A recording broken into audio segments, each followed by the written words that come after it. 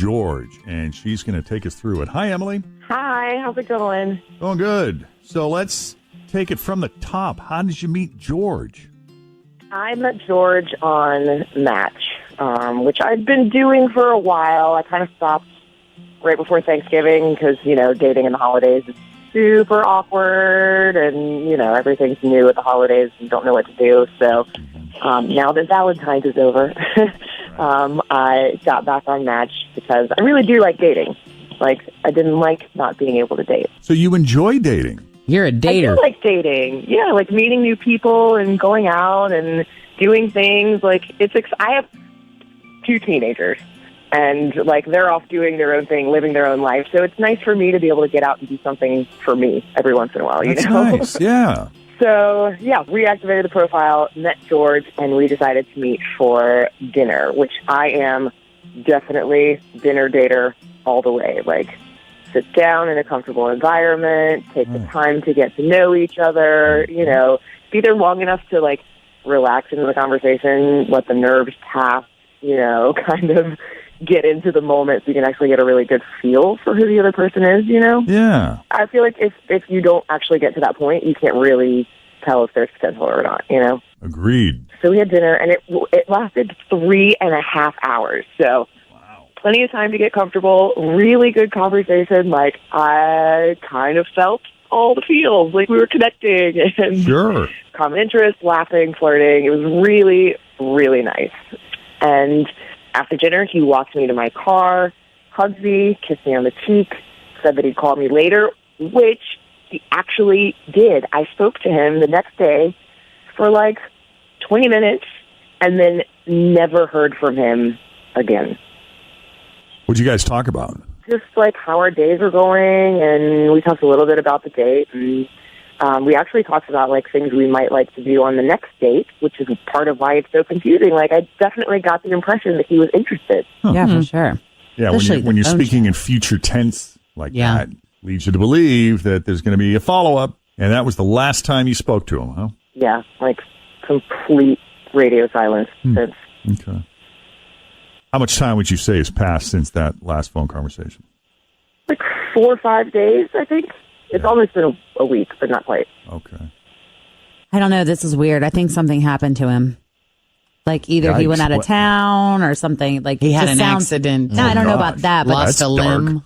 Well, I'm not saying that, Jen, but I think, like, there's a reason why people fall off the planet. Like, you don't just talk to somebody on the phone and then say, I'll see you next time, and then just not talk to them again. Yeah. Super misleading. Well, let's call him up. But we got to take a break first. So, Emily, sit tight. I'll put you on hold. Fritz will pick up and get the phone number from you. And when we come back, we'll call George and see what he thought of Emily and his date with her and what changed, if anything. Coming up, a second date update continues here at Cincinnati's Q102. All right, Emily met George on a dating app. They went out, had a nice dinner. I believe one phone conversation after the date, so it didn't completely ghost right away, but now he's nowhere to be found. What's changed? Sounded very optimistic the last time you spoke to him, right, Emily? Yeah, definitely. So unless there's anything else that you thought of, we're going to go ahead and call George if you're ready. I guess I am. Let's get to the bottom of this.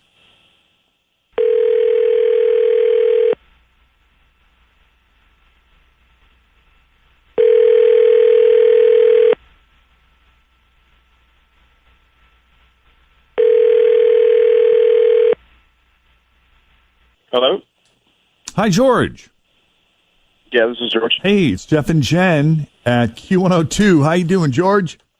Hi, how are you? We're doing good. You got a few minutes? Yes, sir, I do. This is one of those dating things, isn't it? It is. Would you be willing to talk about your date with Emily, which sounded like it went great, a 3.5-hour dinner? Dinner was awesome. And then you had a nice chat with her, a nice phone conversation with her later. It sounded like you guys were kicking around some ideas, getting together again. That's where it killed it for me, because she and I had this 20-minute phone conversation, and the entire time she was on the toilet. What? Yeah. She was on the toilet? And how do you know she was on the toilet? Did she tell you she was on the toilet? You don't have to tell me. mean, you can tell when someone is talking to you while they're, going to the bathroom. There's that weird echo, and then you can actually hear what's happening, So you knew right away, or this occurred to you later when you heard a flush or something? No, I heard the business going on. When you hear someone peeing past gas, it's just not something that's going to... Little bowel Get me air in. in the Oh, bowl. boy. Well, it is Yeah. echoey. He's right about that. Like There is a there definite are sound. acoustics in the restroom for sure. You can hear it. There's an echo, and then there's the urination going on, and then the passing gas, and... I've That's been in the bathroom a horrifying. long time, dude, so I know what's going on. Yet the call lasted for 20 minutes. This was more towards the end. At first, I was like, "What is going on with this echo?" I was like, "Is she in a hallway? Is it like a marble hallway or something?" I don't know, but it was definitely a bathroom, and that's all I could think about. Yeah, I can't do it, man. Well, let's bring Emily into the conversation. Emily, you still with us? I am. That sounds like an embarrassed response right there. Oh my I goodness, am. I totally did that. That was you on the toilet. Yes. So when he called, I was like walking into the house from work, and I didn't want to miss his call, but also I really, really had to go, and I guess I just thought I could do it quietly. Okay. I've done this before though. Like when you are waiting on a call, but you really have to pee, you're like, you answer, and then you're like, oh my God, hold on, I'm in the bathroom. Right. And then you have to go sometimes. I mean, I'm going to be honest, I totally thought that I was getting away with it because he, didn't let on that anything was weird. So, but I mean, I get it. Lesson learned. Next time, whoever is calling, I think I'll just let it go to voicemail. Or just, use that mute button at the inopportune time. As During the needed. blast. Yeah. I mean, And the flush. if the call is that important, Skip the flush.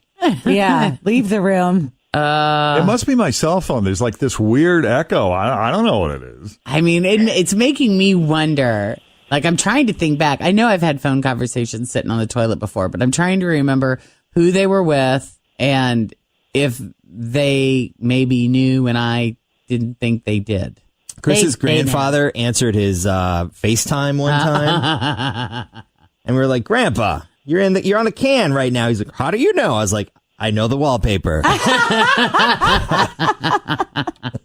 See, here's an idea for an invention, like a pull-down backdrop screen for every bathroom so that you can continue to have your normal FaceTime conversations yeah. on the Oh, toilet look, you're on without a Spanish beach. Like Yeah. a green screen for your toilet. Yes. just hanging out on the beach. Yeah, but then what do you do for the acoustics? We'll have I'm in to my work studio. It's my recording studio. a lot of towels.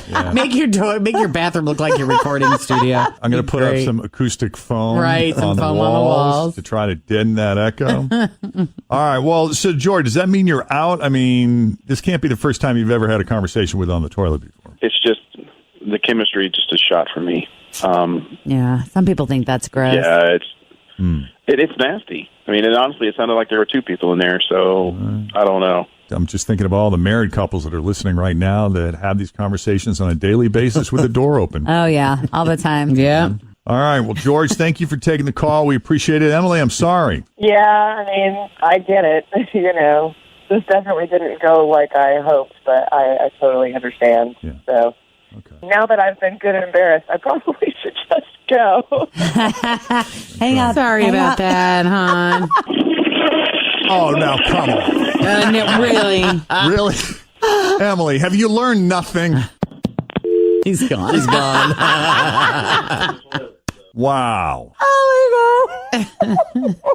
She totally thought she'd hung up. Some people. Oh, wow. My goodness. Yeah. Well, what are you going to do? Sometimes you just got to go. You got to go. You got to go. So if you need our help with a second date update, Enjoy the go. enjoy the go. All you have to do is send us an email, Jeff and Jen at WKRQ.com. Thanks for listening to the Q102 Jeff and Jen Morning Show podcast, brought to you by CBG Airport. Start your trip at CBGAirport.com.